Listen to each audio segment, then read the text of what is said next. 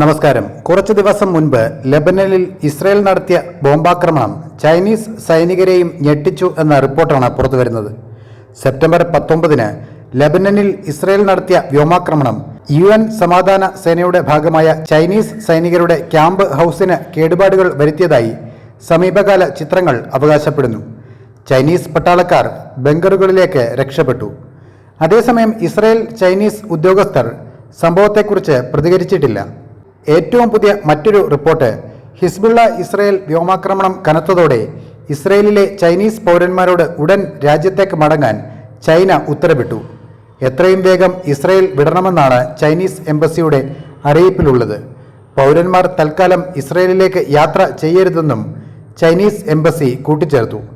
നിലവിൽ Israel Lebanon അതിർത്തിയിലെ സ്ഥിതി വളരെ സംഘർഷഭരിതമാണ്. ഇസ്രയേലിലെ നിലവിലെ സുരക്ഷാ സാഹചര്യം സങ്കീർണവും പ്രവചനാതീതവുമാണ്. അതിനാൽ ചൈനീസ് പൗരന്മാർ എത്രയും വേഗം നാട്ടിലേക്ക് മടങ്ങണം, അല്ലെങ്കിൽ സുരക്ഷിതമായ മറ്റ് സ്ഥലങ്ങളിലേക്ക് മാറുകയോ വേണമെന്നാണ് അറിയിച്ചിരിക്കുന്നത്.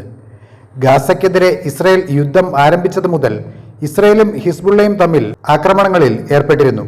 എന്നാൽ കഴിഞ്ഞയാഴ്ചയോടെ സംഘർഷം രൂക്ഷമായി. പേജർ സ്ഫോടനങ്ങൾ സ്ഥിതി കൂടുതൽ വഷളാക്കി. നേരത്തെ ലെബനനിൽ നിന്ന് പൗരന്മാരോട് മടങ്ങാൻ ചൈന നിർദ്ദേശിച്ചിരുന്നു. അതേസമയം കിഴക്കൻ തെക്കൻ ലെബനൻ ലക്ഷ്യമാക്കി ഇസ്രയേൽ ഇന്നും ആക്രമണം തുടരുകയാണ്. ഇസ്രയേൽ ഇന്ന് നടത്തിയ ആക്രമണത്തിൽ ഏകദേശം 500ഓളം പേർ ലെബനനിൽ കൊല്ലപ്പെട്ടു എന്നാണ് പുറത്തുവരുന്ന റിപ്പോർട്ട്. അപ്പോൾ മറ്റൊരു വാർത്തയുമായി വീണ്ടും കാണാം. നന്ദി.